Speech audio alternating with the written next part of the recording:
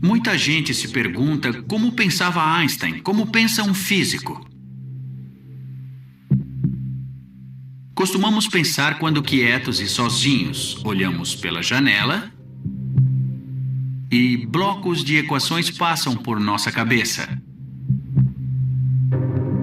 Até que essas equações se ajustam e pegamos uma folha de papel e escrevemos. Às vezes é frustrante. Você escreve equações em qualquer lugar. O velho clichê de rabiscar as costas de um envelope muitas vezes acontece porque é só o que temos à mão. Ele sempre pensava em imagens, visualizava as coisas. Quando o pai lhe deu uma bússola, ele ficou olhando aquilo noite após noite, a agulha apontando o norte. Ele disse que ficava com arrepios.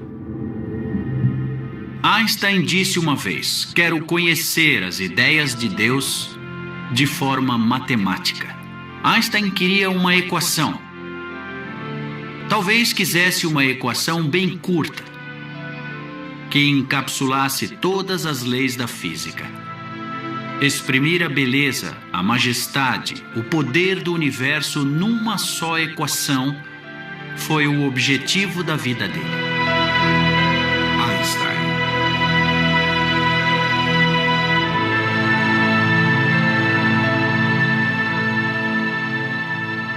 Em 1900, Albert Einstein tinha 21 anos e era estudante na Escola Federal Politécnica de Zurique. Que esse jovem um dia se tornasse sinônimo de gênio era algo que não passava pela cabeça dos professores. Ele faltava muito. Os professores achavam que ele era um inútil. Em consequência, ele não arranjou emprego algum quando se formou. Ele até pensou em mudar de área e vender seguros. Já imaginou abrir a porta um dia e ver Albert Einstein lhe vender um seguro? Que desperdício!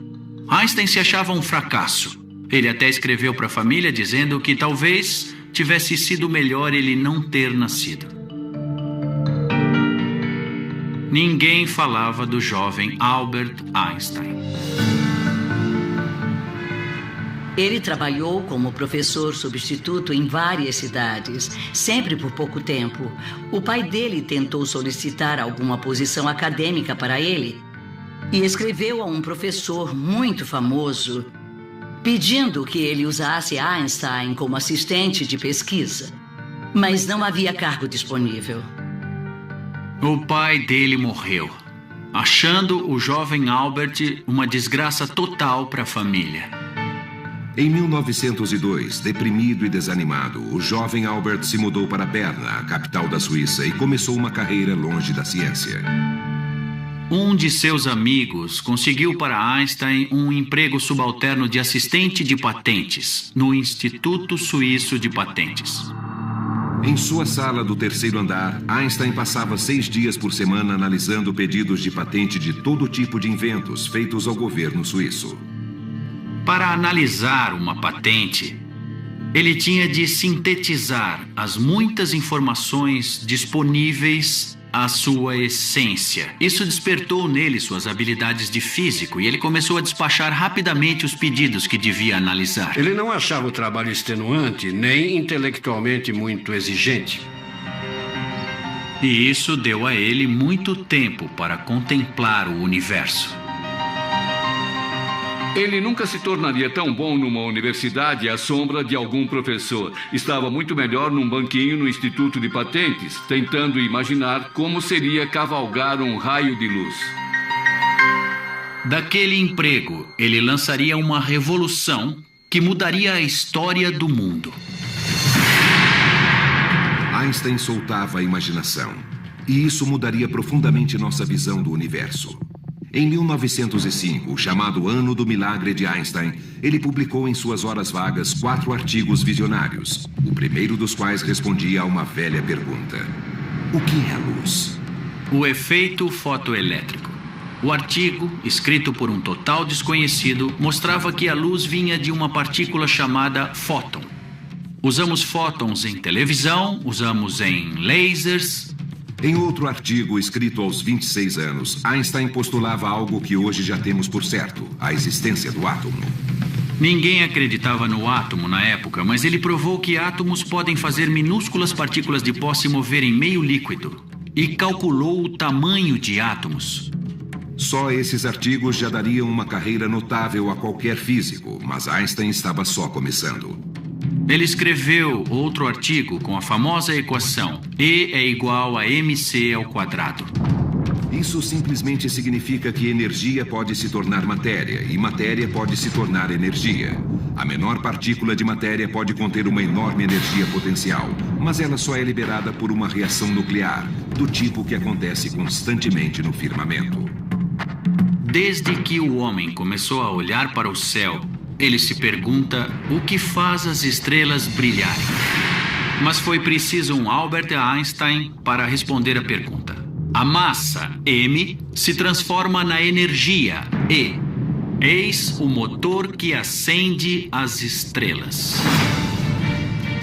Hoje, E igual a mc ao quadrado é a equação mais famosa de Einstein, mas outra teoria que ele publicou no mesmo ano seria ainda mais importante e controvertida: a teoria especial da relatividade. Quando Einstein era adolescente, gostava de imaginar como seria cavalgar um raio de luz. Agora ele voltou a essa ideia e ela mudaria sua vida. Na primavera de 1905, Einstein estava andando de ônibus quando olhou para a famosa Torre do Relógio que domina Berna, na Suíça, e imaginou: o que aconteceria se meu ônibus estivesse viajando quase à velocidade da luz? Em sua imaginação, Einstein olhou para a Torre do Relógio e o que viu foi surpreendente. Ao alcançar a velocidade da luz, o relógio parecia estar parado. Mais tarde, Einstein escreveria: minha cabeça ferveu. De repente, todas as coisas, tudo começou a tomar forma. Einstein sabia que na Torre do Relógio o tempo passava normalmente. Mas na velocidade da luz em que seu ônibus estava, a luz já não podia alcançá-lo. Quanto mais depressa se movesse no espaço, mais devagar se moveria no tempo. Essa percepção fez nascer a teoria especial da relatividade de Einstein, que diz que o espaço e o tempo estão intimamente relacionados. De fato, eles são uma coisa só, um tecido flexível chamado espaço-tempo. Sentado em um ônibus público, Einstein acreditou ter vislumbrado o segredo do universo. Antes de Einstein, o espaço era um lugar onde não fazia nada. E onde havia coisas, as coisas ficavam nele. Agora, o tempo combinado ao espaço, ou o espaço-tempo, dá um entendimento mais dinâmico dessa arena onde tudo acontece. De certa forma, tudo se torna mais vivo. O que ele dizia soava muito diferente e muito estranho. Raramente algo tão radical fora publicado pelos jornais científicos europeus. Ele era um completo estranho à física do tempo dele. Estava na Suíça e era um mero assistente de patentes, mas era ambicioso o suficiente para pensar que podia desafiar o pensamento físico estabelecido na época. Um cientista sempre espera despertar grande euforia, que todos reconheçam e festejem o grande avanço na matéria. Mas isso raramente acontece. Qualquer que fosse o conceito de tempo, ele demorava a passar para Einstein no Instituto de Patentes. Ele mandava artigos a importantes jornais científicos e esperava as melhores reações, mas essas reações sempre demoravam muito a vir. Ele estava ansioso. Qual seria a reação da comunidade de físicos a esse grande artigo? Silêncio. Einstein ficou muito deprimido. 4 ou 5 meses? Deve ter parecido uma eternidade para ele. Então, os artigos de Einstein caíram nas mãos do único homem, talvez, que o entendeu completamente: Max Planck. Max Planck era o maior físico teórico da Europa. Planck era editor do periódico Anais de Física em Berlim. Era o jornal de física mais importante da época. Max Planck leu o artigo do desconhecido físico e então disse: aqui temos alguma coisa. Planck viu, na hora, que aquele era um artigo importante feito por um estudioso importante. O trabalho da relatividade foi publicado em junho de 1905. Aquele jornal de número 17 ainda é uma das publicações mais famosas da história da ciência. E na época, Einstein sequer era cientista. Ele ainda procurava trabalhar em escolas e faculdades, sempre rejeitado. Chamamos esse o ano do milagre de Einstein. Mas aquele não era um ano que ele mesmo descreveria como miraculoso. Milagres carregam um sentido de algo feito facilmente. Não acho que Planck soubesse que Einstein era um funcionário de terceira. Ele deve ter ficado curioso para saber quem era o desconhecido Albert Einstein, de Berna. O desconhecido Einstein já era, na época, pai de um menino de 1 ano e marido de uma calma e séria colega da escola politécnica, Mileva Marić. Quando estava na Politécnica de Zurique, ele era muito mulherengo. Tocava violino nos chás e coquetéis das mulheres e conheceu várias jovens na época. Mas Mileva atraiu sua atenção. Mileva era a única mulher da classe. E aí estava o físico, apaixonado. Em um breve intervalo de sua paixão pela ciência, Albert e Mileva se casaram em 1903. Um ano depois, nasceu seu primeiro filho, Hans Albert. A família Einstein vivia num pequeno apartamento na capital suíça. As limitadas circunstâncias em que viviam não eram o que ele esperava naquela fase da vida. Mileva sempre quis ser uma grande física, mas foi reprovada nos exames finais da Politécnica de Zurique. Ela se tornou um importante apoio para os grandes artigos do Ano do Milagre, especialmente o Dia da Relatividade. Ajudou a datilografar e a verificar os cálculos, mas acabou mesmo como dona de casa. Einstein tentava fazer um trabalho científico ao mesmo tempo em que trabalhava 6 dias por semana. Em 1907, Einstein concordou em escrever um artigo que explicava a teoria especial da relatividade, mas ao rever a teoria achou uma limitação importante. A teoria se chamava especial por uma única razão, é que ela só considerava movimento a velocidade constante. Em outras palavras, a teoria especial da relatividade de Einstein só se aplicava ao caso de um objeto se movendo em direção à velocidade constante. Mas Einstein queria entender o mundo real, e o mundo real não funciona assim. Einstein percebeu que a teoria falhava quando havia aceleração. Mas no nosso universo tudo se acelera. Algo na estrada, um avião a jato, um vagão de metrô, tudo no mundo é acelerado. Então havia um defeito na teoria especial. Na viagem imaginária de Einstein, se a velocidade variasse, a teoria, a noção de como objetos se movem no espaço-tempo, não se sustentava. Ele queria uma teoria que se aplicasse a qualquer caso. Einstein sabia que para que sua teoria funcionasse, deveria abranger tudo no universo. E isso incluiria a onipresente e invisível força que mantém as coisas inteiras.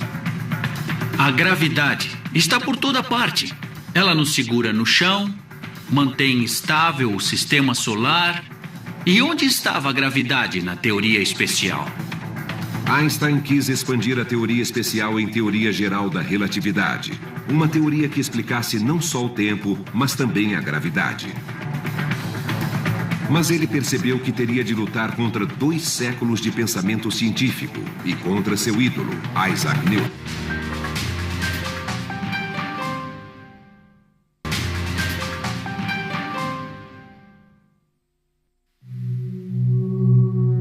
Em 1907, Albert Einstein, aos 28 anos, ainda era um burocrata do Instituto de Patentes. 2 anos tinham se passado desde que publicara a teoria especial da relatividade. E ele decidiu desenvolver uma interpretação ainda mais radical do universo. A teoria geral da relatividade. Mas isso faria contradizer seu ídolo científico, Isaac Newton. No tempo de Einstein, Isaac Newton era Deus. Newton foi o fundador da ciência moderna. Esta é a primeira edição do Principia Mathematica de Newton, de 1687. Este exemplar sem preço é um livro muito famoso que se tornou o fundamento da física universal por séculos, até que Einstein subverteu o cenário. Passaram-se 250 anos desde que a maçã tinha caído da legendária árvore de Newton e lhe deu a inspiração para formular a lei da gravidade. Newton disse que se um objeto cai, é porque há uma força misteriosa chamada gravidade que o puxa para baixo. Mas o próprio Isaac Newton não estava satisfeito com isso. Objetos se movem quando empurrados, não puxados quando empurrados. Então, o que empurra isto? Newton não sabia. Então, simplesmente levantou as mãos e disse: não sei. Então, vou inventar uma coisa chamada força da gravidade. E Einstein disse que essa teoria não podia estar certa. Ele se preparou muito para isso, para que ele pudesse resolver o problema. Ele queria muito entender o universo inteiro. Max Planck disse a ele: você pode trabalhar na lei da gravidade, mas há 2 problemas. Você não terá êxito. É complicado demais. E se tiver, ninguém vai acreditar. Era uma tarefa extremamente difícil. E não se sabia nem por onde começar ou como tratar o assunto. Mas afinal, o que deu uma pista a ele foi seu velho e bom sistema de raciocinar. A experiência imaginária. Para nós, seria sonhar acordado, mas para ele era experiência imaginária, porque ele é Einstein. Ele estava na sala dele, no Instituto de Patentes, olhando pela janela, quando imaginou um homem trabalhando no telhado. E começou a imaginar o que aconteceria se o homem caísse do telhado. Então ele teve a maior ideia da vida dele, a maior de todas as inspirações. Ele teve a visão. O homem não estaria sentindo seu próprio peso. Ele não teria peso. E ele imaginou: se você estivesse num elevador e alguém cortasse o cabo, o que aconteceria? Você cairia. Mas o elevador cairia à mesma razão. Então você está sem peso no elevador. Aí então Einstein entendeu. É como se desligassem a gravidade. O que acontece de fato? Não existe a chamada força da gravidade. A Terra curvou o espaço à minha volta e o espaço está me empurrando nesta cadeira. O próprio espaço pode ser curvado. Que conversa maluca! O espaço é ajustável. Ele seria maleável. O espaço-tempo é maleável. É algo flexível que pode ser deformado. Você coloca um objeto no espaço e ele distorce o espaço ao redor dele. Por que a Terra gira em torno do Sol? Muita gente diria que é porque a gravidade do Sol puxa a Terra com força para ele, em um círculo. Errado. A Terra gira em torno do Sol porque o Sol distorceu o espaço à volta da Terra e o espaço empurra a Terra para o Sol. Ele tinha uma nova teoria da gravidade, uma nova teoria para o universo. Einstein publicou suas ideias sobre a gravidade. Ao mesmo tempo, seus trabalhos sobre o átomo chamaram a atenção. Como resultado, em 1911, ofereceram a ele um cargo de cientista na Universidade de Zurique. E aos 32 anos, o assistente de patente saiu de Berna para se tornar, pela primeira vez, o professor Albert Einstein. Começaram a se dar conta de que os artigos do Ano do Milagre de 1905 deviam estar corretos e Einstein começou a ser convidado para as palestras de Solvay que reuniam os maiores cientistas da Europa. Liderados pelo filantropo belga Ernest Solvay, as palestras reuniam as maiores mentes científicas da Europa. E Albert Einstein estava entre elas. Aliás, ele era o mais jovem de todos. Ele impressionou. Era amigável, engraçado, inteligente, muito inteligente, e as pessoas notaram. Foi o momento em que Mileva deve ter percebido que ainda fazia parte do pequeno mundo de Berna, enquanto Einstein se tornara parte de um mundo maior. Ela escreveu cartas queixosas, pedindo detalhes, pedindo para ir para lá, que adoraria conhecer os cientistas, que sempre tinha sonhado em conhecê-los. Ela ficou enciumada não só dos outros físicos, mas da própria física. As palestras de Einstein se tornaram assunto da Europa científica e ele foi convidado para falar em Berlim, capital do país onde nasceu. Berlim, na época, era a cidade mais vibrante da Europa Central. Einstein não tinha voltado à Alemanha desde os 15 anos para evitar o serviço militar e tinha renunciado à cidadania alemã.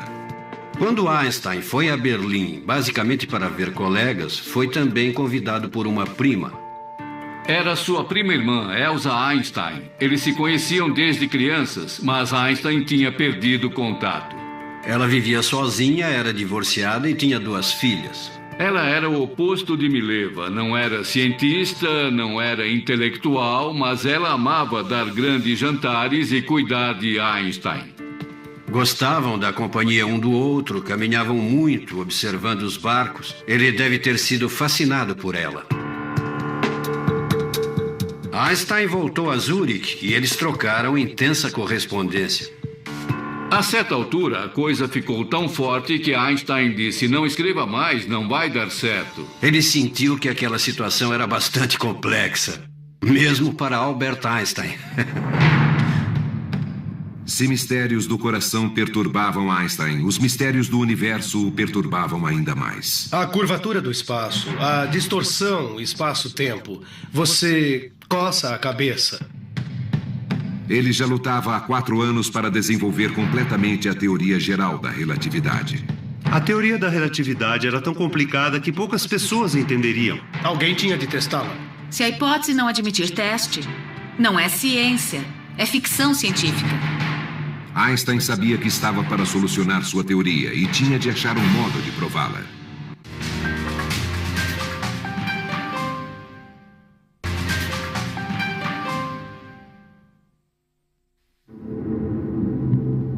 Em 1911, Einstein já lutava para aperfeiçoar sua teoria geral da relatividade havia 4 anos, sem sucesso.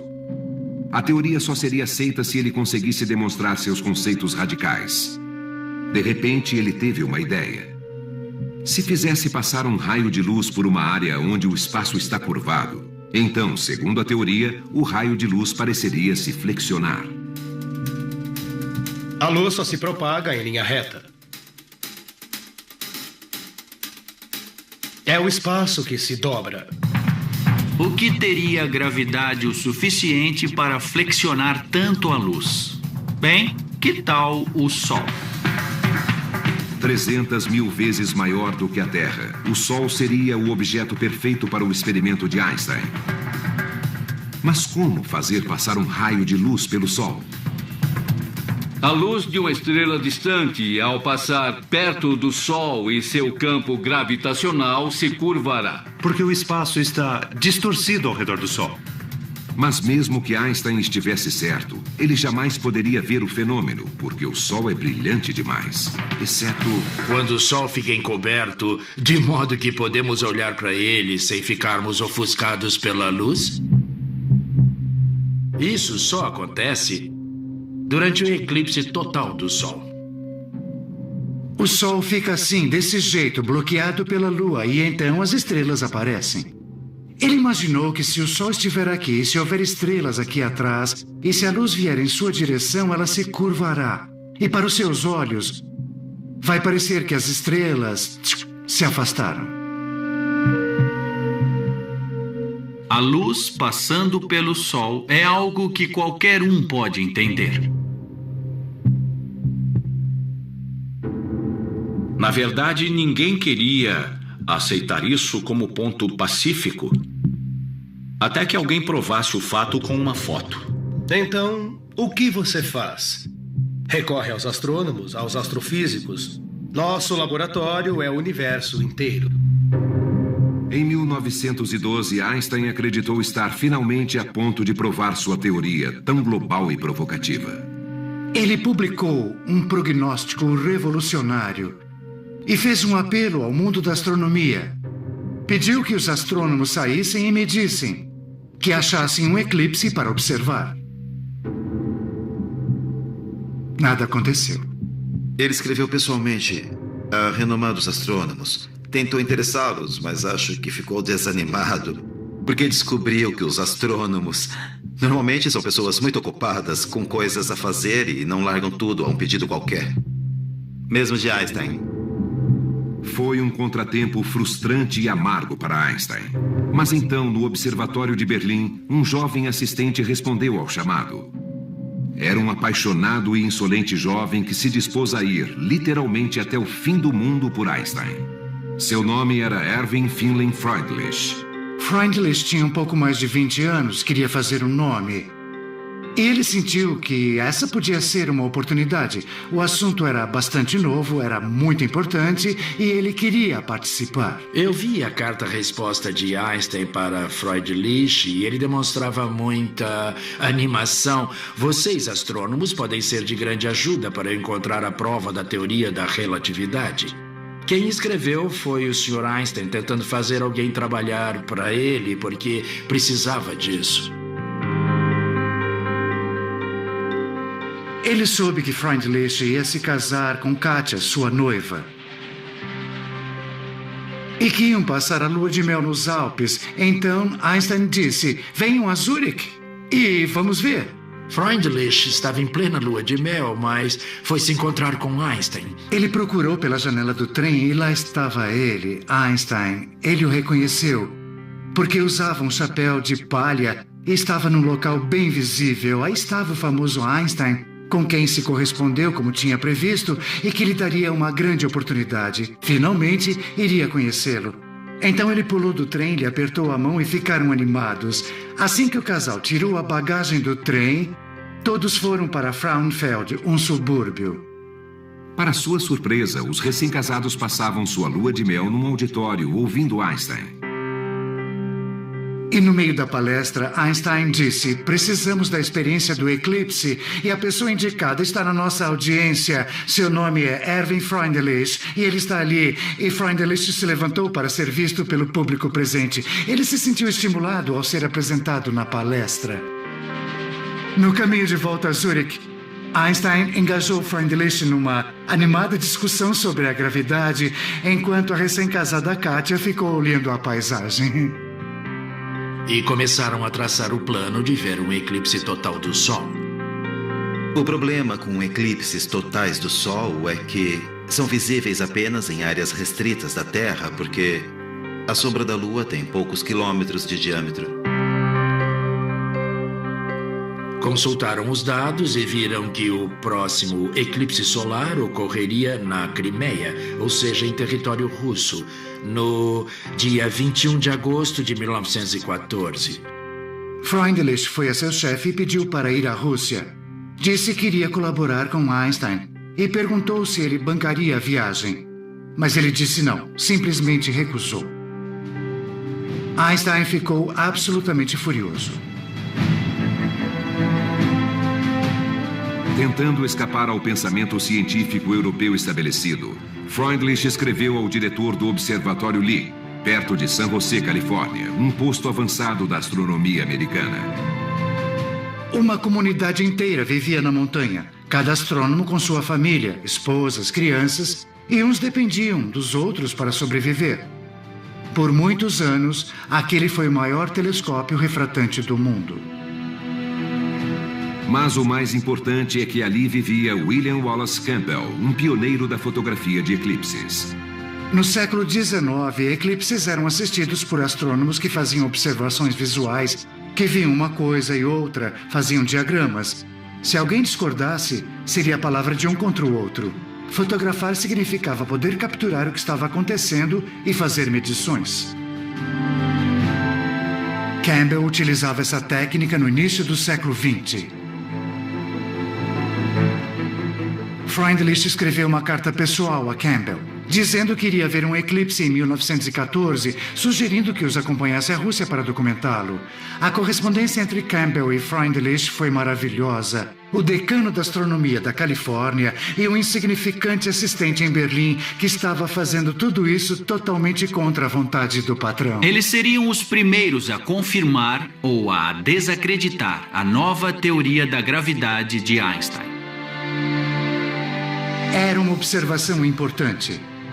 E Campbell logo ficou muito animado. Ele via fantásticas oportunidades para o observatório e para a América. Ele disse que ia conseguir chegar lá, e embora o problema fosse complexo, ele o resolveria. Enquanto isso, a oportunidade bateu à porta de Einstein. Seu primeiro mentor, Max Planck, tinha recebido um pedido do rei da Alemanha, o Kaiser Guilherme II, para recrutar os melhores cientistas e trazê-los a um novo instituto em Berlim. Planck recomendou um jovem que considerava sua descoberta, Albert Einstein. Disseram que se ele trouxesse Einstein, as pessoas diriam que era em Berlim que as coisas aconteciam. Deviam levá-lo a qualquer custo. No dia 11 de julho de 1913, 2 homens chegaram na estação ferroviária de Zurich. Max Planck e Walter Nernst, um renomado químico alemão. Esperavam que um contato pessoal persuadisse o jovem cientista a voltar à sua terra natal. 2 homens de meia idade, em roupas escuras, saíram do trem e foram procurar Einstein. Eles eram muito diferentes. Max Planck era muito correto, prussiano, sempre muito bem vestido e arrumado. Usava um monóculo e falava de modo formal. E Einstein, que já se recusava a pentear os cabelos e que vestia sempre paletós surrados e o que lhe viesse à cabeça, já começava a não usar meias. Fizeram a ele uma grande oferta. Ele seria professor na Universidade de Berlim, membro da Academia Prussiana. Não teria de dar aulas e teria toda a assistência à pesquisa. Era o Max Planck Nernst, era a Academia Prussiana de Ciências, era toda a comunidade científica da física que disse: é sério. Apontou para ele e disse: queremos você. Einstein não respondeu nada. Einstein disse: por que vocês não vão passear na montanha e passam a tarde lá? Ele disse que os encontraria na estação quando voltassem e que levaria flores nas mãos. Se elas fossem vermelhas, ele iria à Alemanha. Se fossem brancas, ele não iria. E até logo. Defendo a tese de que Einstein retardou a resposta a esse pedido, em parte porque queria viver o prazer de ser insistentemente procurado. Mas também é verdade que essa não era uma decisão rápida nem simples. Como sempre fazia, quando tinha um problema grave, Einstein saiu para caminhar.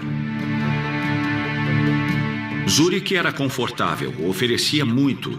Difícil abandonar uma cidade assim. A mulher dele queria ficar em Zurich. Por outro lado, ofereceram a ele o melhor emprego possível. E havia outra coisa que atraía Einstein a Berlim.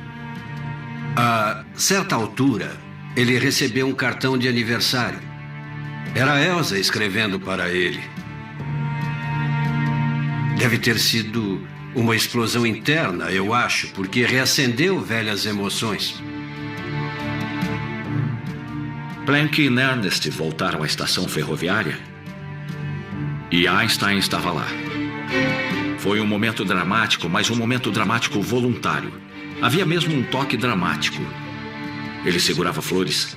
Eles olharam e as flores eram vermelhas. Einstein disse: senhores, irei à Alemanha.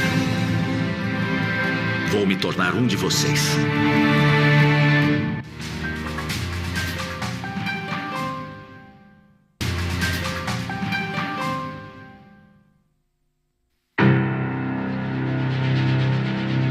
Em abril de 1914, o mundo de Einstein parecia brilhar. O tão esperado eclipse, necessário para provar a teoria geral da relatividade, iria acontecer em 4 meses. E Einstein estava a caminho de Berlim para entrar no Instituto Kaiser Guilherme, um grupo de elite de cientistas que trabalhava com Fritz Haber, diretor do instituto. Fritz Haber foi um dos grandes químicos do século XX. Ele desenvolveu um processo usado para produzir Um fertilizante artificial com o qual se podia alimentar milhões de pessoas. Ele era um herói. Haber hospedou a esposa de Einstein, Mileva Maric, enquanto este último procurava um apartamento para morar com ela e os filhos. Haber observou que a mudança para Berlim parecia ter piorado as relações entre Einstein e a esposa. Mileva sempre fora uma mulher taciturna e desanimada, e em Berlim a coisa piorou. Ele flertava com a prima, Elsa.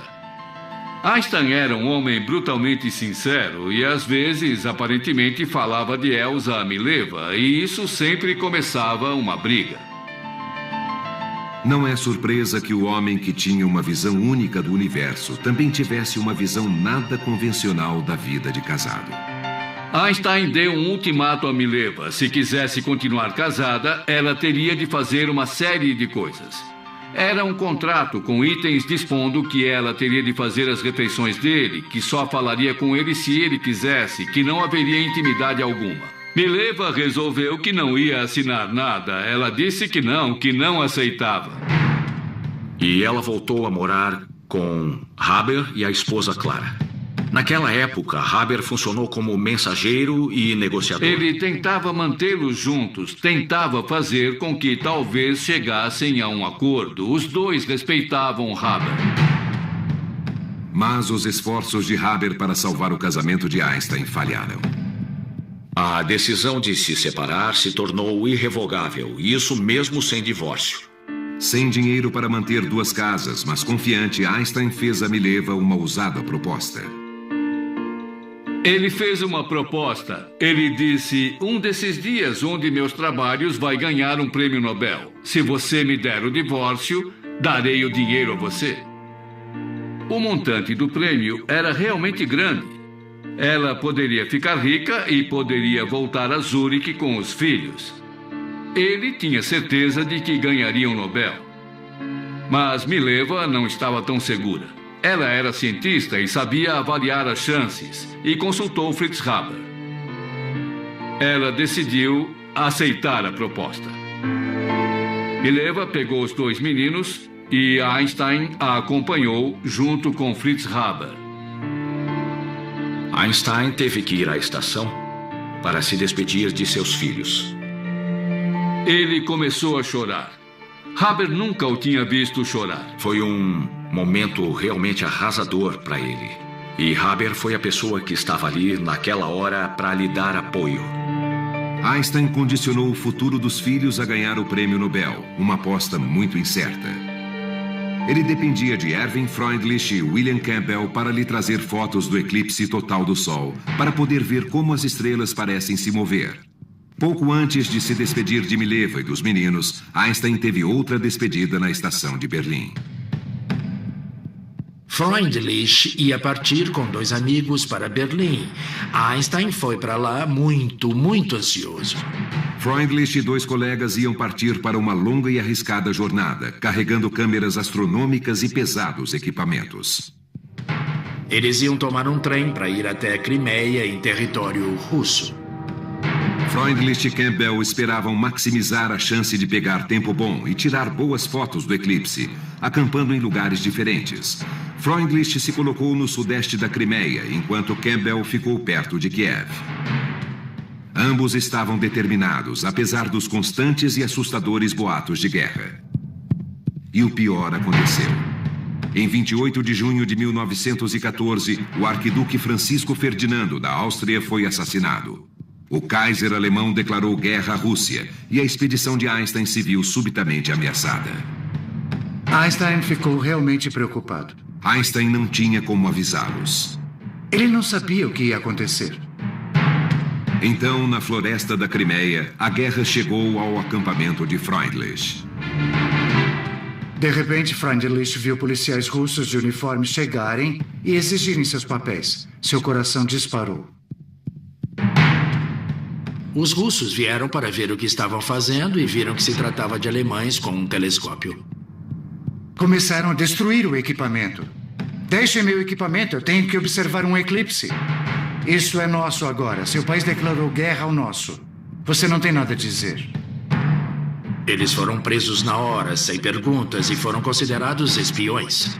Sr. Freundlich, o senhor é prisioneiro de guerra. O quê? Campbell, um americano. Era neutro. E os russos permitiram que continuasse observando o eclipse. Eles chegaram até ali, gastaram muito dinheiro, sobreviveram ao fato de a guerra eclodir. Mas as nuvens estragaram tudo. Fracasso total.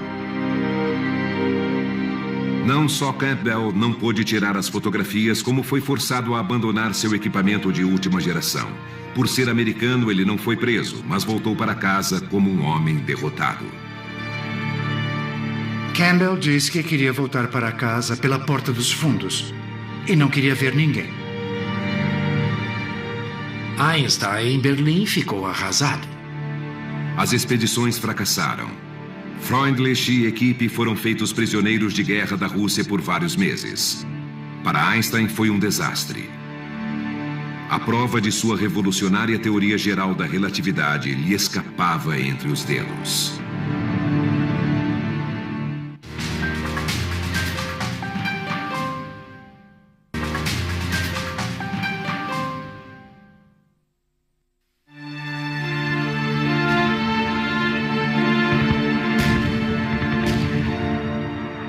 A eclosão da Primeira Guerra Mundial destroçou a expedição de Einstein à Rússia e inviabilizou a tão necessária prova da teoria da relatividade que Einstein elaborava há anos. A guerra cortou a comunicação entre cientistas.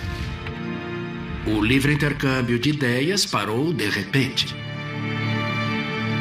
Ligações foram cortadas. Quando os Estados Unidos entraram na guerra, o astrônomo William Campbell viu as coisas de outro modo. Campbell se dedicava ao problema dos eclipses, independentemente de seus colegas alemães, que ele via agora como inimigos. Em Berlim, o ambiente estava mudado. Quando Einstein olhava pela janela, ele só via patriotismo. Para ele, o país inteiro tinha enlouquecido. A boa expectativa de Einstein sobre a cidade onde vivia desapareceu, acabou. Centenas de milhares de jovens alemães marchavam, entusiasmados. Seus colegas, Planck e Haber, apoiavam a guerra com entusiasmo. Seu amigo Fritz Haber, como Einstein, tinha nascido alemão e judeu. Fritz Haber se converteu ao cristianismo e tentou assimilá-lo ao máximo. Um dos momentos de que se orgulhava foi quando recebeu do exército alemão, algo sem precedentes para um judeu, mesmo convertido. Einstein achou isso ridículo. Haber disse: "Sou químico e entendo a química atômica do cloro. Sei que o gás clorídrico é venenoso e posso transformá-lo numa arma útil." Haber achou que podia construir uma arma devastadora o suficiente para acabar logo com a guerra. Portanto, uma arma humana. O Instituto Haber se tornou um local de experiências com gás, a ser lançado na frente oeste, e Einstein tinha um escritório nesse instituto. Einstein achou abominável o ímpeto pelo qual primeiro Haber e depois muitos de seus colegas se dedicavam a procurar meios de matar pessoas e com mais eficiência. Haber foi dos primeiros a desenvolver armas terríveis usando o poder da ciência. Uma arma feita por Haber, um gás venenoso, já fora testada num campo de batalha belga. Haber estava lá e disse: "Disparem a arma." Uma nuvem baixa se espalhou pelo campo e a nuvem pareceu crescer. Foi a primeira vez que aconteceu. As tropas já tinham visto nuvens piores do que essa, mas o efeito foi devastador. As tropas foram exterminadas nas próprias trincheiras. Haber viu milhares de pessoas morrerem, milhares de soldados, cerca de 5.000. Os pulmões começam a se encher de fluido, o corpo começa a se deteriorar, a pessoa cai e, mesmo no seco, morre afogada. Então Albert Einstein olhou para o seu bom amigo, para o colega profissional, e disse: realmente, você é patológico. É grotesco. Em carta a um amigo suíço, ele disse: todo o nosso progresso tecnológico é como um machado nas mãos de um demente.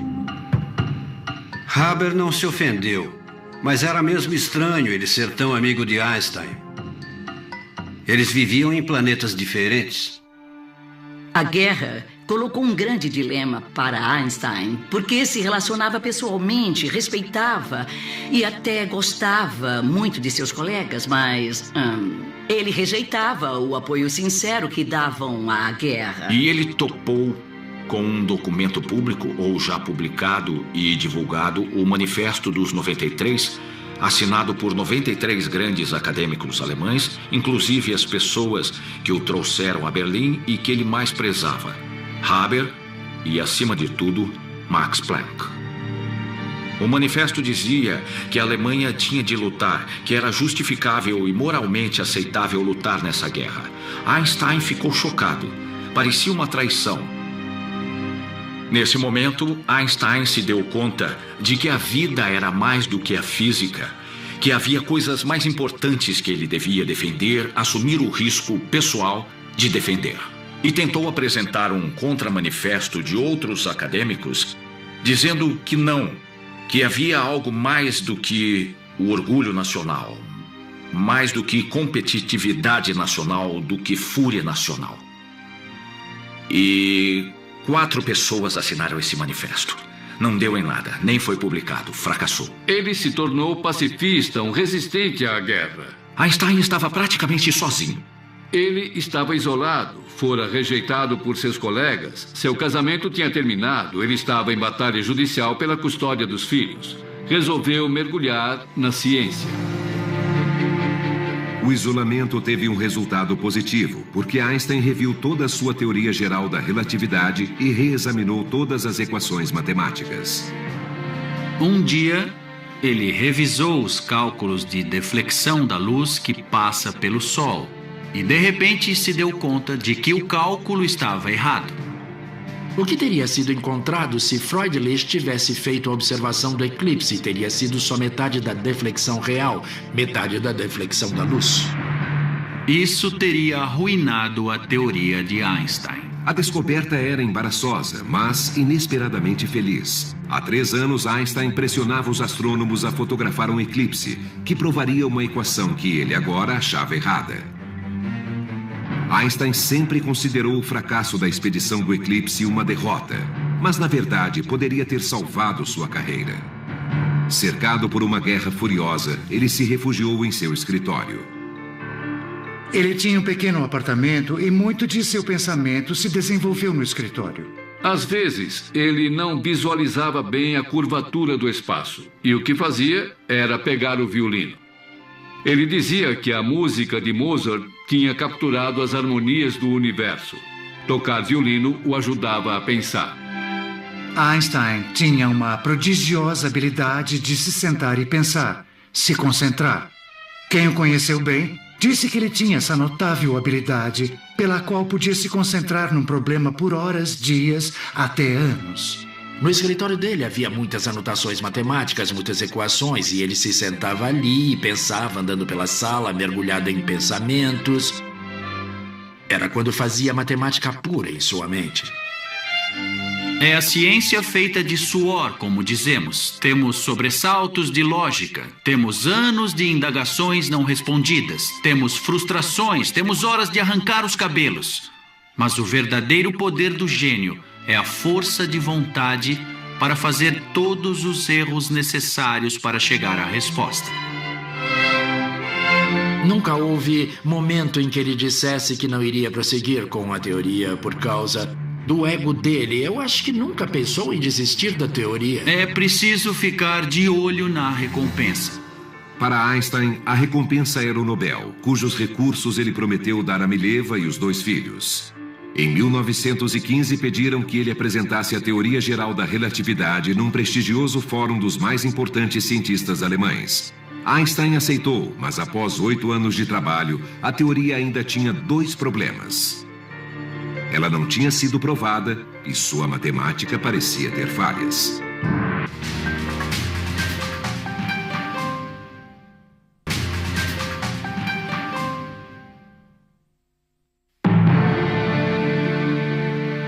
Depois de quase uma década de trabalho, a teoria geral da relatividade de Einstein estava longe de estar completa.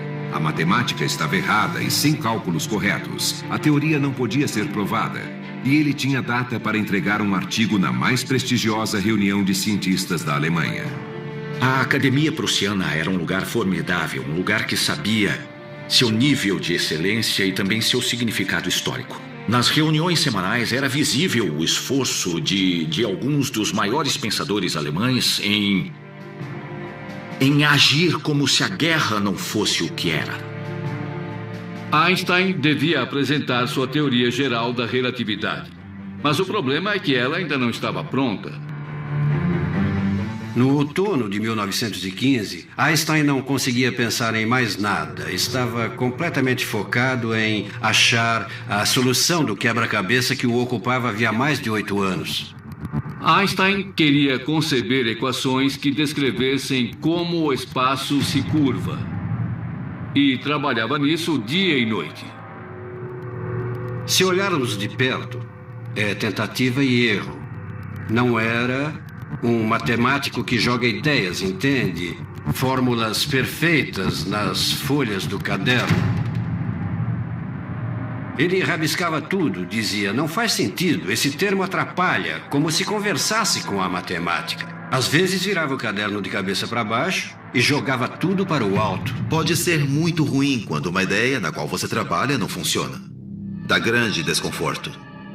Desde que descobriu seu erro de cálculo, Einstein achava que estava progredindo. As equações estavam quase completas.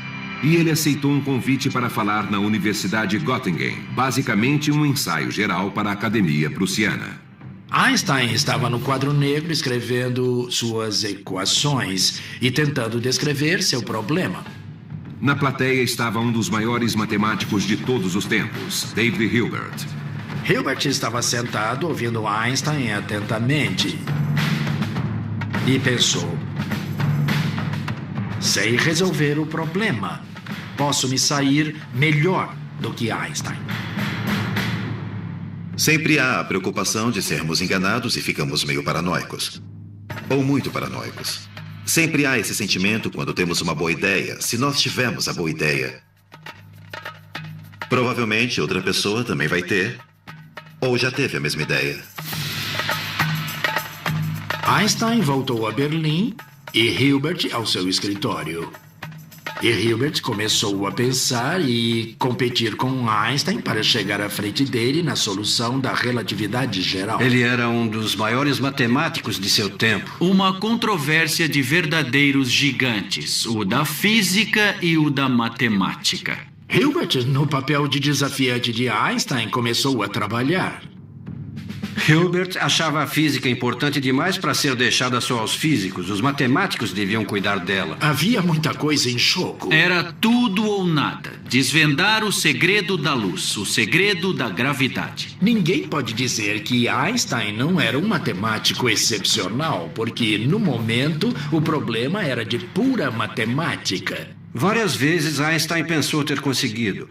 Quando submeteu uma das versões à Academia Prussiana, escreveu ao filho na Suíça, dizendo que ele entenderia mais tarde que esse tinha sido um grande dia, que mudaria a história, e que o pai tinha feito isso, mas a versão se mostrou errada, e ele teve de mudar tudo de novo. Ele já tinha tentado muitos caminhos, mas só deu em becos sem saída.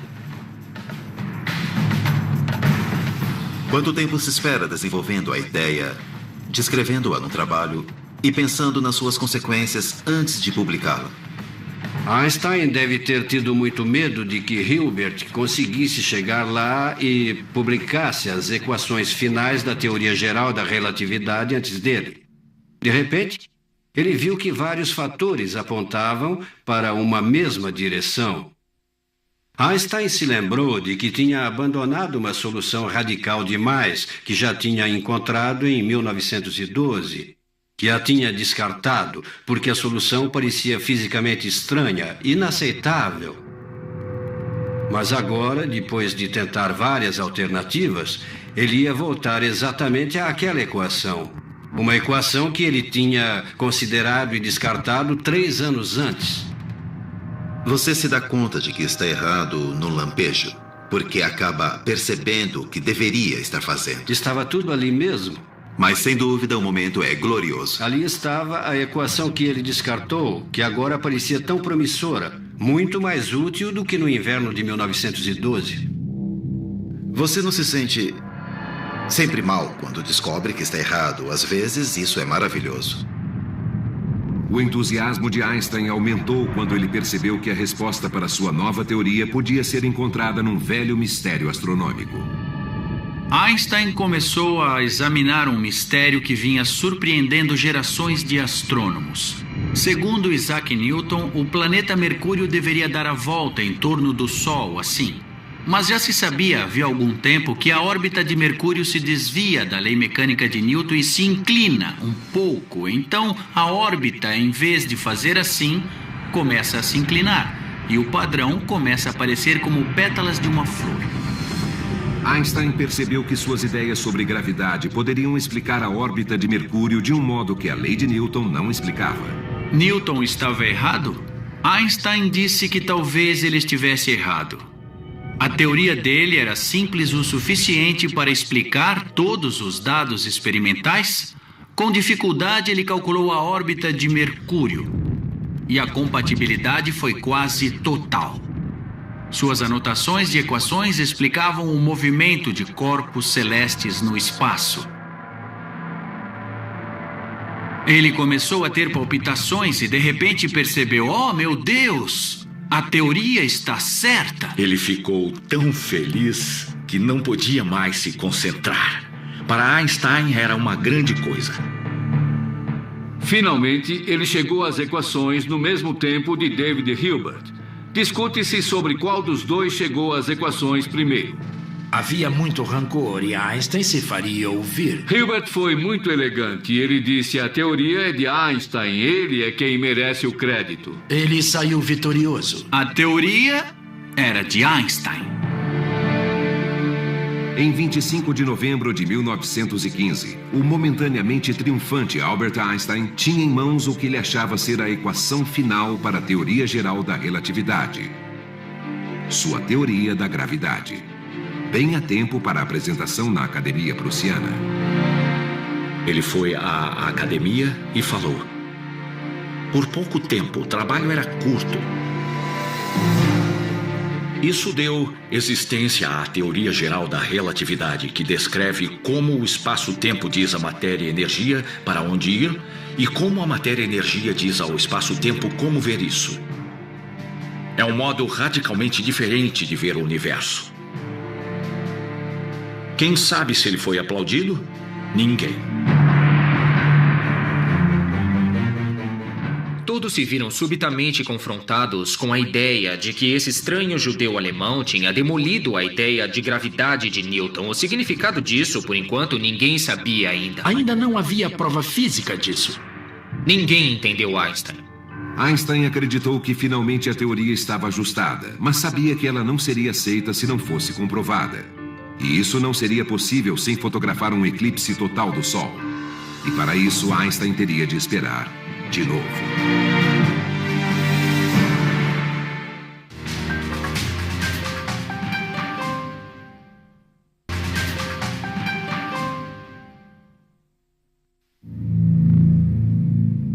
Einstein publicou sua teoria geral da relatividade em 1916, com as equações matemáticas corrigidas.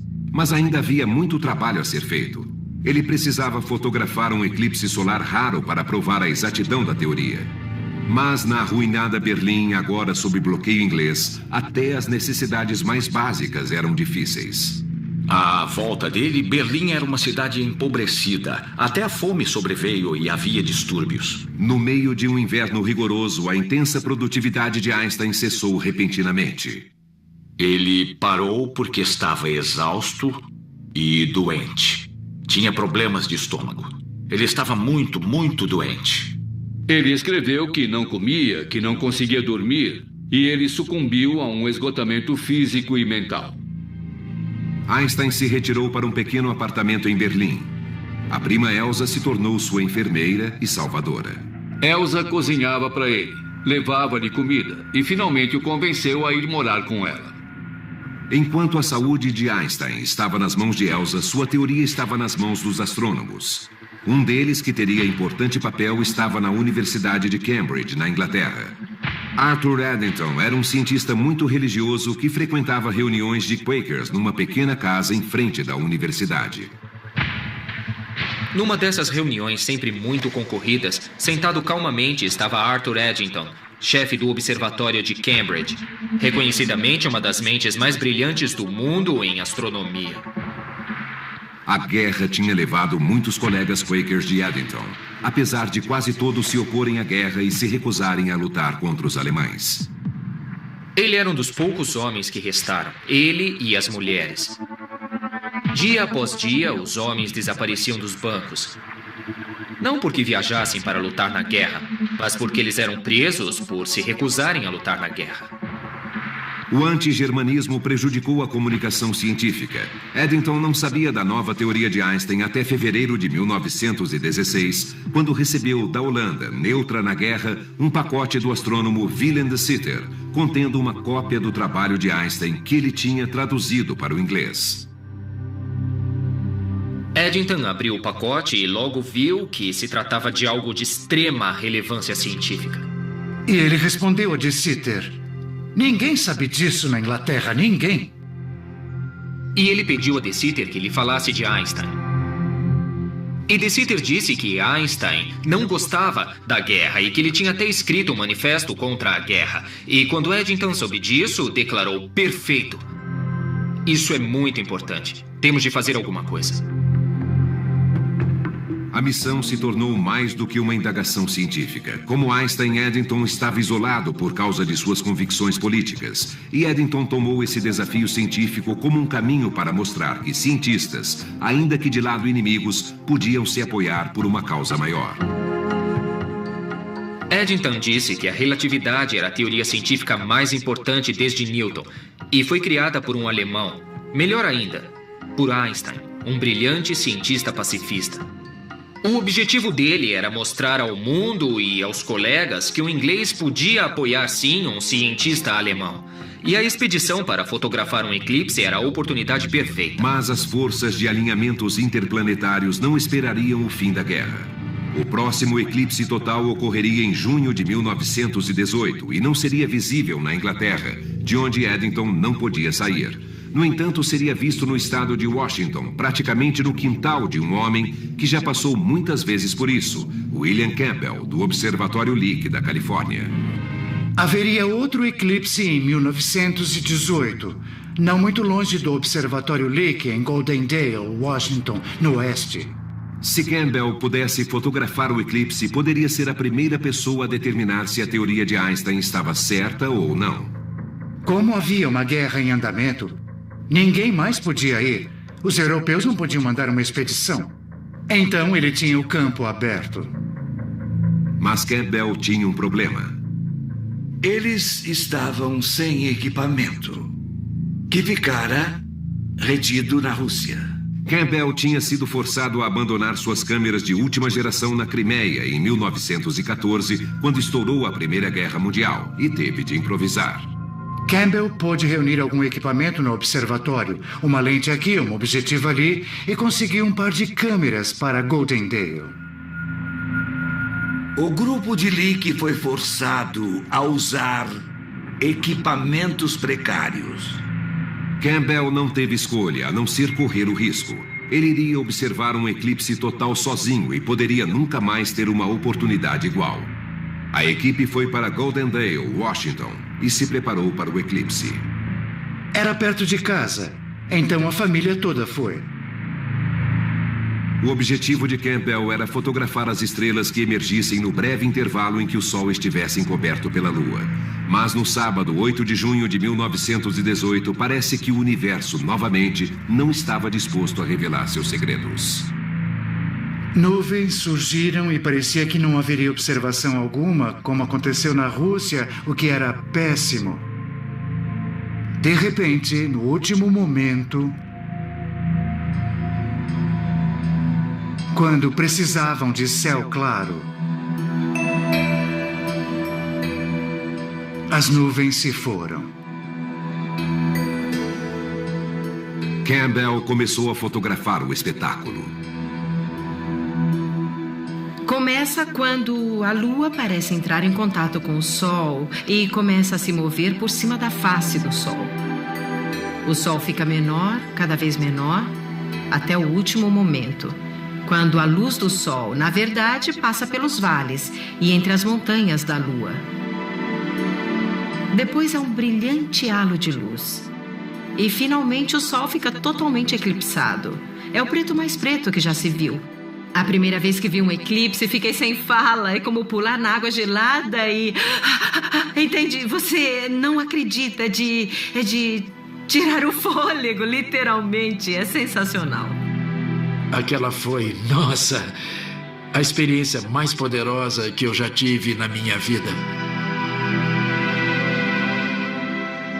O New York Times mandou um repórter e publicou um artigo. Nuvens se retiram para o eclipse, com um subtítulo: Teste da teoria de Einstein. Foi a primeira vez que um jornal americano mencionou Albert Einstein. Campbell designou seu mais renomado astrônomo, Herbert Curtis, para analisar as fotografias e provar ou não a teoria de Einstein. Olhando rapidamente, uma estrela estava visível, uma das que deviam ser medidas. E essa estrela tinha de ser centrada no visor. Feito isso, as escalas seriam lidas. O eixo dos X e o dos Y, e um posicionamento muito preciso seria atribuído à estrela. Pelos números, poderiam ser determinado se a estrela parecia ter mudado de posição. Einstein prognosticou que o espaço distorcido à volta do Sol criaria uma ilusão de ótica e faria parecer que a estrela se moveu para fora, apesar de levemente. Einstein predisse que seria menos de 1 milímetro.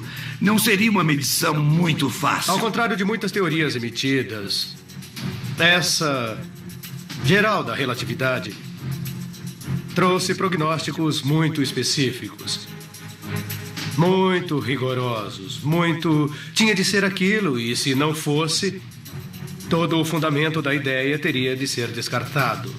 Extremamente precisas e meticulosas medições. Não há flexibilidade na relatividade de Einstein, porque a ideia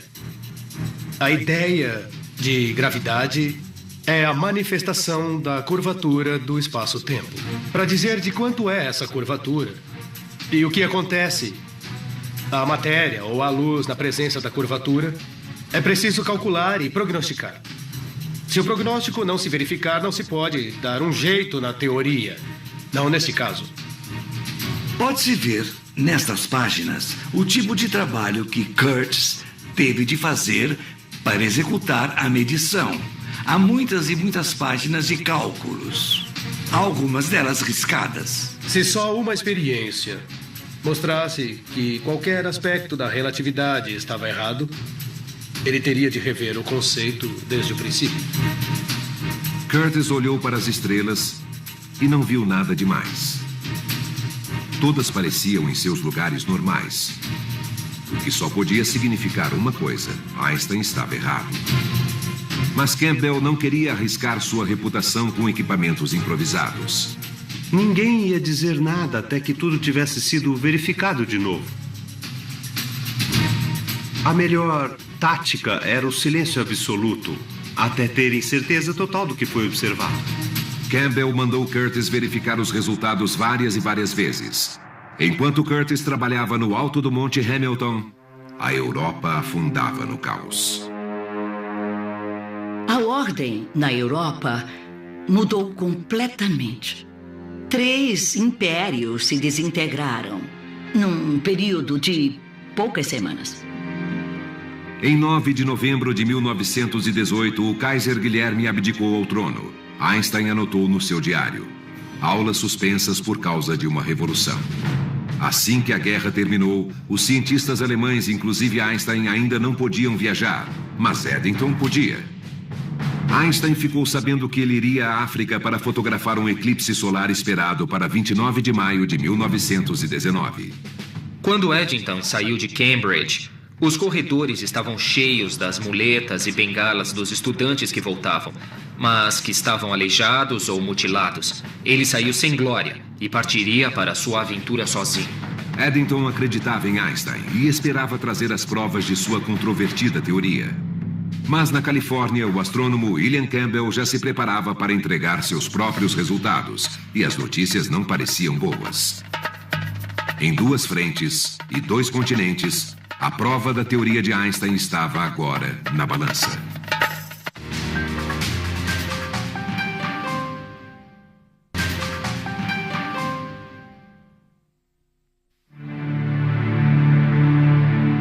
Em fevereiro de 1919, no topo do Monte Hamilton, na Califórnia, William Campbell analisava e reanalisava chapas fotográficas que pareciam indicar que a teoria geral da relatividade de Einstein, sua teoria da gravidade, estava errada.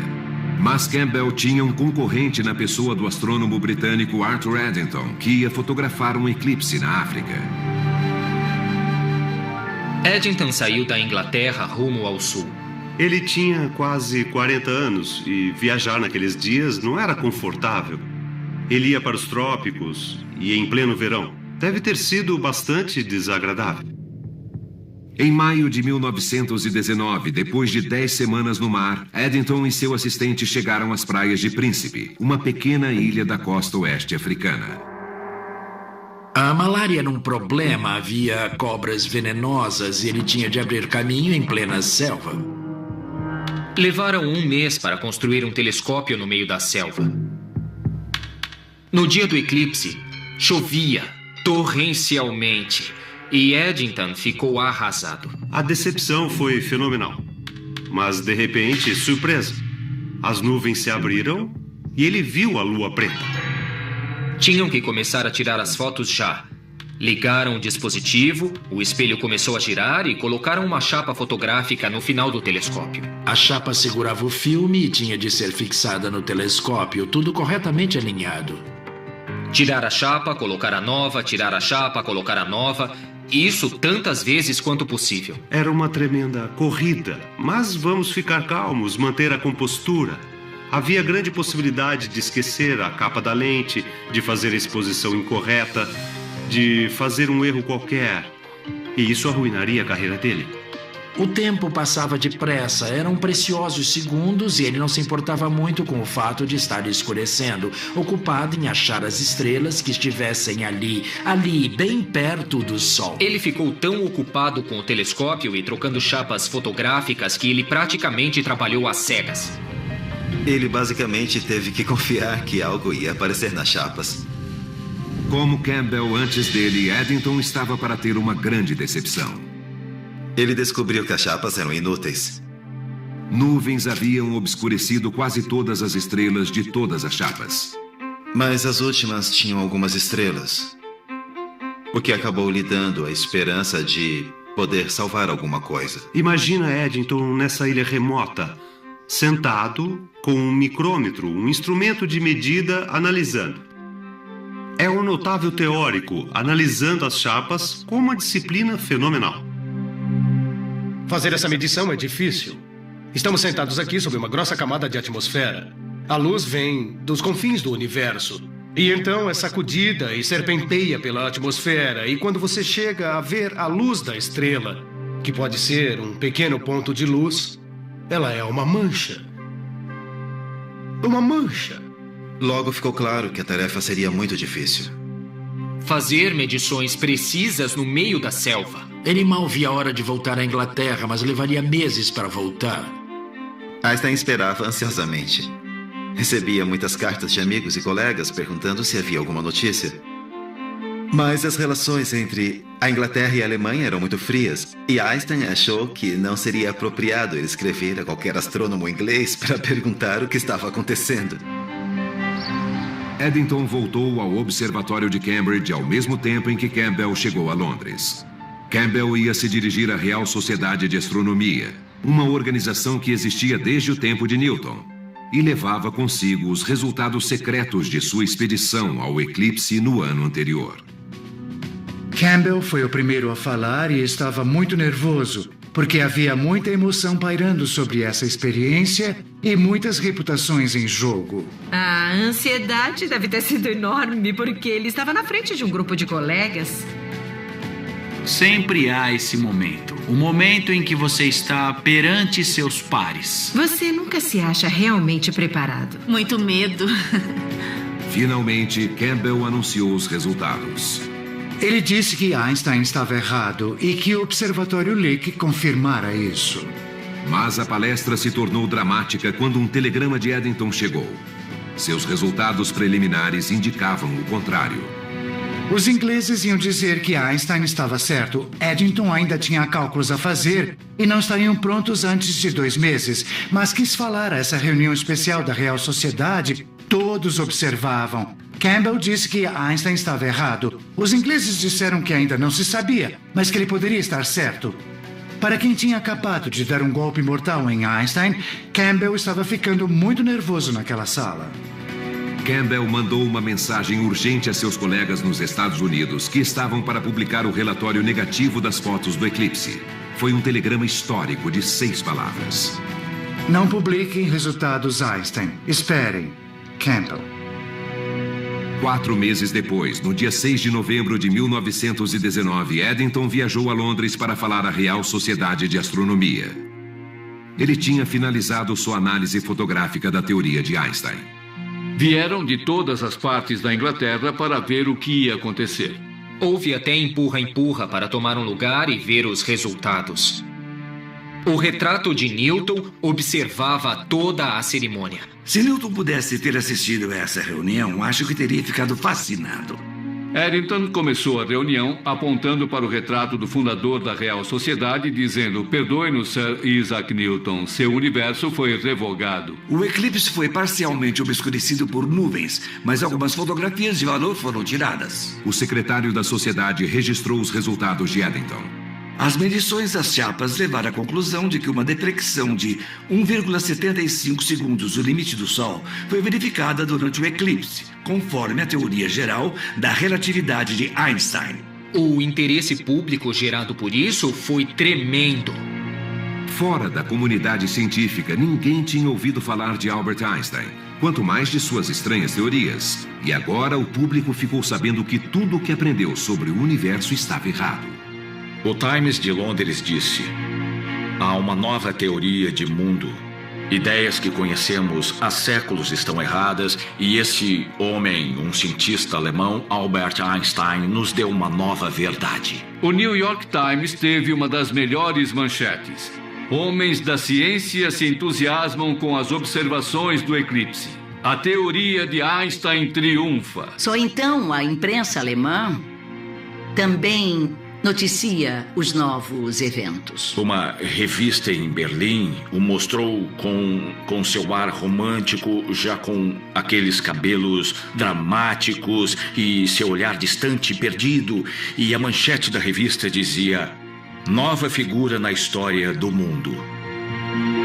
Pouca gente entendia as ideias de Einstein, mas seu nome logo ficou conhecido. Seu nome virou marca de cerveja. Mães davam o nome dele aos filhos. O próprio Einstein nunca pensou que sua obscura teoria da gravidade pudesse excitar a imaginação do público. Ele disse: as coisas são malucas com a imprensa. Todos querem um artigo, uma aula, querem fotografias. Tudo isso é uma loucura. Foi o começo da era da fotografia. Havia retratos de Einstein. Telegramas circulavam e as pessoas liam notícias no mundo inteiro. Havia noticiários nos cinemas. Einstein era visto e ouvido. Sem essa liberdade, não teria existido Shakespeare, nem Goethe, nem Newton, nem Faraday, nem Pasteur e nem Lister. Mas apesar da adulação do público, os cientistas ainda tinham dúvidas sobre a teoria. As pessoas erraram. Estavam misturando a fama de Einstein com a aceitação de sua teoria. Estavam igualando as coisas e isso estava bem longe da realidade. Deu-se um movimento oposto.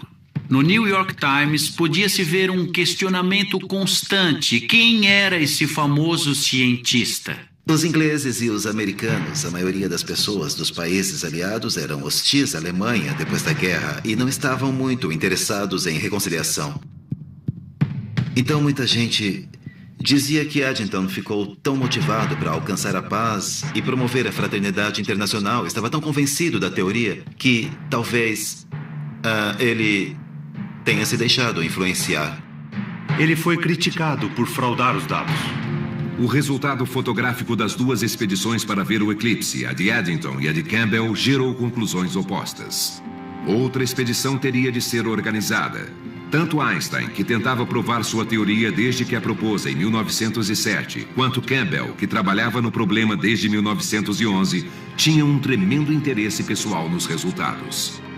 Agora o caso não era só de ciência, mas de reputação internacional. De reputação pessoal, era um caso pessoal.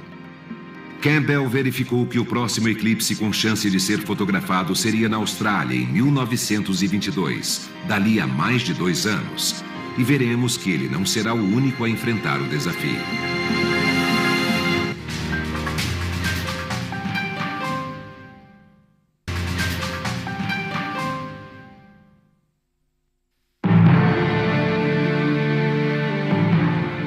Em 1921, aos 42 anos, Albert Einstein se tornou o primeiro superastro da ciência. Einstein deu uma espécie de volta ao mundo da vitória. Nos Estados Unidos, chegavam notícias do meio do Atlântico. Einstein estava a caminho. 15 mil pessoas foram esperá-lo no porto de Manhattan. Isso para um físico teórico. Ele viajou para cima e para baixo na costa leste e foi ao meio oeste. Einstein era um fenômeno. Mas o mais importante para Einstein é que a comunidade científica ainda debatia se sua teoria era correta. E quanto mais atenção Einstein recebia, mais dúvidas lançavam. Einstein ficou exposto a críticas constantes de sua teoria da relatividade. Diziam que a experiência tinha de ser refeita. Em setembro de 1922, haveria um eclipse total do Sol totalmente visível da Austrália. E William Campbell via a oportunidade de resolver o assunto de uma vez por todas. Ele começou a planejar uma renovação total de seu equipamento. Completamente redesenhado e tendo sempre em mente as medições, ele levaria o máximo em equipamento para fazer a medição de Einstein. O primeiro ponto do eclipse ficava no extremo oeste da Austrália, num lugar chamado 90 Mile Beach. Mas desta vez, Campbell não era o único a perseguir esse objetivo. 7. Eu disse 7 expedições foram à Austrália. Os ingleses mandaram uma expedição. Freundlich comandou uma também. Foi sua primeira chance desde a Rússia. John Evershed, um astrônomo britânico que estava na Índia, também foi. Os canadenses mandaram uma expedição e foram mais 2 expedições australianas. Muita concorrência para Campbell. Os ingleses e Freundlich pegaram nuvens. Um dos australianos não conseguiu dado nenhum porque seu equipamento era ruim. E o pobre Evershed da Índia pegou um lindo céu aberto, mas teve dificuldades técnicas e não registrou nada. Campbell, já em sua terceira expedição, estava muito melhor preparado e obteve resultados perfeitos. Mostraram, se não me engano, 92 estrelas. O efeito de Einstein não só estava lá, mas se comportou exatamente como prognosticado, com muita clareza, sem nenhuma ambiguidade. Esta é uma das lentes que confirmaram a teoria da relatividade. A luz realmente passou por esta lente e incidiu nesta chapa. Esse material era ótimo. Esse é o cerne. As estrelas podem ser vistas ao redor do Sol em eclipse. Aqui em destaque e mostram a deflexão prevista pela relatividade. Na mosca, Einstein estava certo. Foi um êxito pessoal para Campbell e um marco para a ciência. A equipe do Lick finalmente teve êxito. Obteve resultados extraordinários e claramente corroborou as medições de Eddington de 1919. Agora responda, qual foi a primeira pessoa para quem Campbell mandou os resultados? Albert Einstein. Ele queria dizer a Einstein que ele estava vingado, que tinha mostrado que Eddington estava certo a despeito da zombaria dos outros. Para Einstein, aquilo foi um tremendo triunfo. A expedição do eclipse mostrou claramente que algo pode parecer teórico, mas apesar disso é parte de nossa vida cotidiana. Eles mostraram que o espaço-tempo ao redor do Sol estava curvado. Foi um modo inteiramente novo de pensar como age a gravidade. Não é estranho isso? Vai totalmente contra a nossa intuição. Mas os dados mostraram. E os dados não mentem. A natureza concorda. Sim, Einstein tem uma linda teoria. Está certo. Finalmente, 15 anos depois de ter proposto sua radical teoria geral da relatividade, acabando com mais de 2 séculos de pensamento científico, Einstein saiu vitorioso e reconhecido. Quase. O Comitê do Nobel o rejeitou em 1919, em 1920 e em 1921, porque ninguém aceitava a teoria da relatividade. Einstein tinha prometido o dinheiro do prêmio como parte de seu divórcio de Mileva e para ajudar os 2 filhos. Mileva se resignou com o divórcio, vivendo em Zurique com os filhos, esperando o dinheiro do prêmio Nobel chegar. Ela ficou esperando pelo dinheiro. Foi só em 1922 que finalmente anunciaram o Nobel para ele. Ironicamente, não foi pela teoria da relatividade. Einstein recebeu o Nobel por seus trabalhos do Ano de Milagres, que descreviam o efeito fotoelétrico. O trabalho se tornou o fundamento da física quântica e desvendou os segredos do átomo. Para a ex-esposa de Einstein, o prêmio significava algo mais concreto. Com o dinheiro, ela comprou 3 prédios de apartamentos em Zurique. Mileva não chegou a viver muito bem com esse investimento, mas sobreviveu. Para Elsa, a prima de Einstein que cuidou dele quando precisou e esperou pacientemente por anos, também houve uma recompensa. Ela convenceu Einstein a se casar com ela. Foi uma surpresa.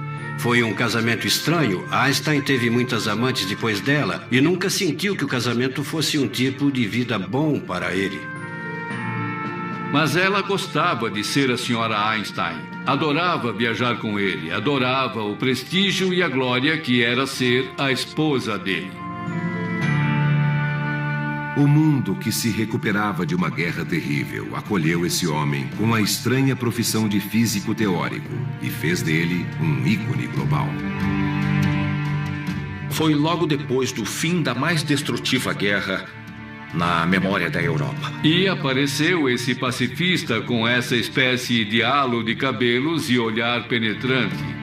As pessoas dos 2 lados do Atlântico, na Inglaterra, na Alemanha e nos Estados Unidos, podiam celebrá-lo como um homem de paz e também como alguém cuja ciência transcendeu aos horrores da guerra. Foi aí que a ressonância emocional de seu êxito apareceu, eu acho. Por isso, as pessoas o receberam não só como alguém inteligente, mas como um símbolo, também um símbolo global do que a humanidade tem de melhor no contexto do que a humanidade teve de mais terrível. A história dele, do cientista que virou o mundo de cabeça para baixo, era sedutora. Sozinho em seu escritório, usando apenas a mente e um lápis, Einstein fazia descobertas estranhas que intrigavam o público tanto quanto um músico ou um filme da época. Amavam o mistério. O próprio Einstein disse isso, falar em 4ª dimensão, da curvatura do espaço, da distorção do tempo, isso tudo era ótimo. A luz que se move de modo inesperado são ideias quase românticas, são ideias desafiadoras. E as pessoas as captaram de todas as maneiras. Tudo parecia muito verdadeiro. Ele via coisas como mais ninguém. Ele juntou elementos do universo que outros jamais imaginaram que pudessem se combinar. Essa teoria é uma das maiores realizações da mente humana. Se pensarmos bem, toda a nossa era atual, a era do raio laser, das telecomunicações, dos satélites, essa era foi aberta pelo trabalho de Albert Einstein. Por exemplo, buracos negros, ou estrelas de nêutrons, ou o próprio Big Bang, não podem ser descritos corretamente sem a teoria da relatividade de Einstein. Ela é bonita, simples e profunda. E as melhores teorias do universo são assim. Einstein morreu em 1955, aos 76 anos. Mas mais de meio século depois, o homem e suas teorias continuam a capturar a imaginação popular e a inspirar. Ele foi um homem que, pelo poder de seu intelecto, pelo grande poder de sua mente, pôde se erguer acima da pobreza, acima da guerra e da discórdia, e se tornar uma das maiores figuras da história da humanidade. E isso é inspirador, porque não é preciso nascer bonito, não é preciso ter muitos músculos, não é preciso ter nascido especial. Podemos ter êxito usando o poder absoluto de nosso intelecto. Para mim, isso sempre foi como um raio de luz.